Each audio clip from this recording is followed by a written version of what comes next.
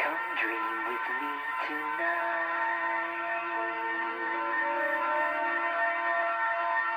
Hi, my name is Teddy Ruxpin. Can you and I be friends? I really enjoy talking to people. I would like you to meet some of my other friends, too. We're going to have lots of good times together. Now, listen to this sound. That sound reminds you to open the book to page 1. Each time you hear that sound again, you turn a page, okay? There's a picture of Grubby. He's been a good friend of mine for a long time. Say hello to our new friend, Grubby. Oh, hi there. How are you? Remember, turn the page.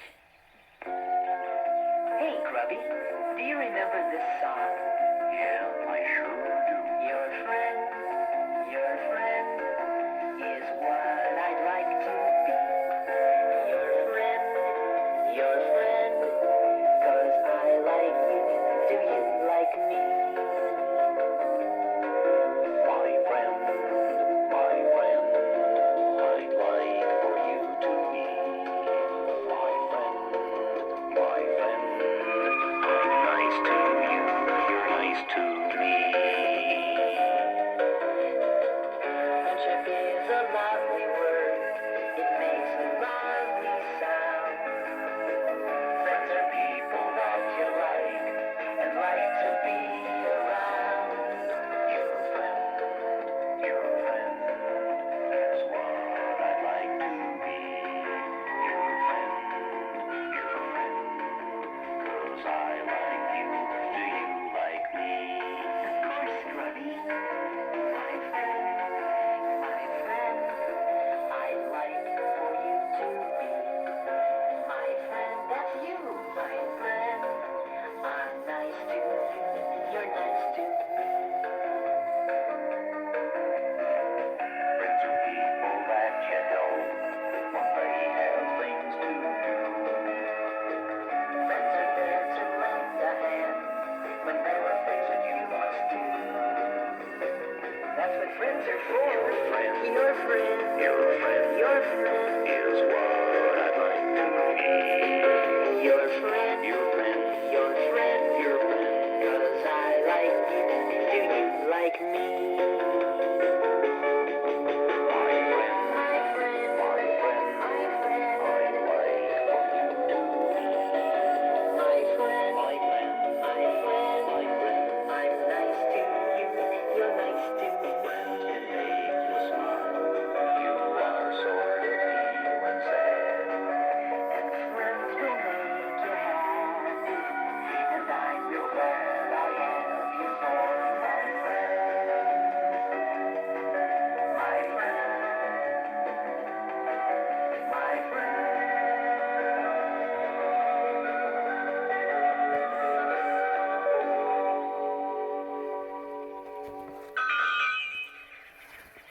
Grubby and I had always wanted to go in search of new and wonderful things. Then, one day, we found an old treasure map. The treasure was supposed to be hidden in the far-off land of Grundo. And so we left our homeland of Rilonia and set out on our great adventure.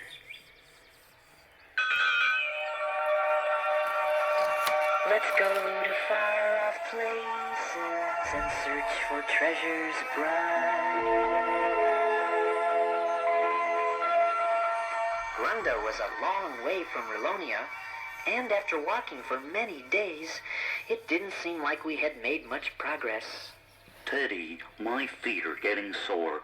I must have stepped on every rock between Rilonia and here. You didn't tell me that adventure seeking would be this hard on my feet. As you can see, Grubby does have a lot of feet to worry about. So we decided to camp there overnight. The next morning, Grubby's feet were better, and we continued on our journey. That was the day we met Newton Gimmick. Oh, hello there. My name is Newton Gimmick, but everyone just calls me Gimmick. I'm an inventor. Oh, yes, indeed. We discovered that Gimmick is inventor. Oh, I think marvelous inventor might be exaggerating. It would probably be sufficient to say, wonderful inventor. We also discovered that Gimmick is modest. We told Gimmick that we were on a journey to find a treasure. He said that one of his latest inventions might be very useful to us. Grubby and I were very interested, so we went to Gimmick's house to see just what this new invention was. Yes, here it is. I call it an airship. It looks like a boat. Oh, well, as a matter of fact, it did start out to be a boat, but then I realized that I'm not very close to water. No, you're not very close to water. Yeah, it would be kind of good for a boat to be close to water.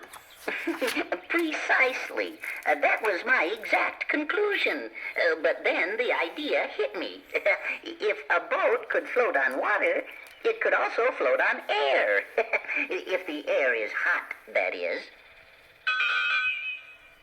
Gimmick explained that by pumping hot air into a giant airbag under the ship, the hot air would rise and cause the ship to lift off the ground.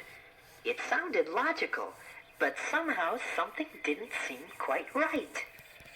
Teddy, something doesn't seem quite right. As the airbag filled with hot air, the ship began to lift off the ground. Hey, Teddy, it's working. Yes, just as I expected. Make sure all the tether lines are tight. Everyone, get aboard. The ship lifted off the ground, and Newton Gimmick was delighted with his new invention. But somehow something still didn't seem quite right. Do you know what it was? Teddy, something still doesn't seem quite right. And I think I know what it is. Hey, we're tipping over. Watch out, Bobby!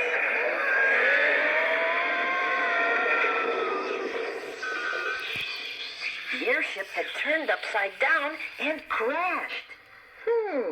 Apparently, something wasn't quite right. Oh, really? Maybe it was the hot airbag trying to get out from under the ship? Yes, Grubby. That may be it. What Grubby said was correct. By any chance, did you expect what would happen?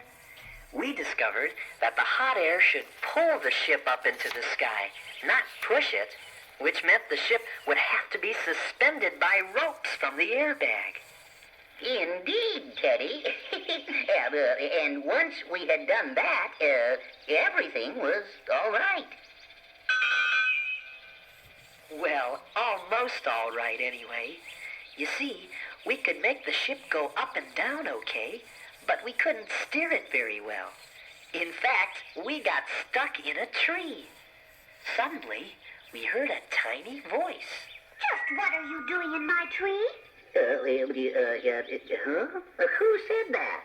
I said that, and I'll say it again. Just what are you doing in my tree? We discovered that the voice was coming from a tiny flying lady. Hey, would you look at that? What is it? I'm a wood sprite. Oh, no. There is no such thing as a wood sprite. Oh, no? And I suppose there's no such thing as a big bag of air stuck in my tree. But there it is, big as life. She was a real wood sprite, no bigger than a bird, and very pretty.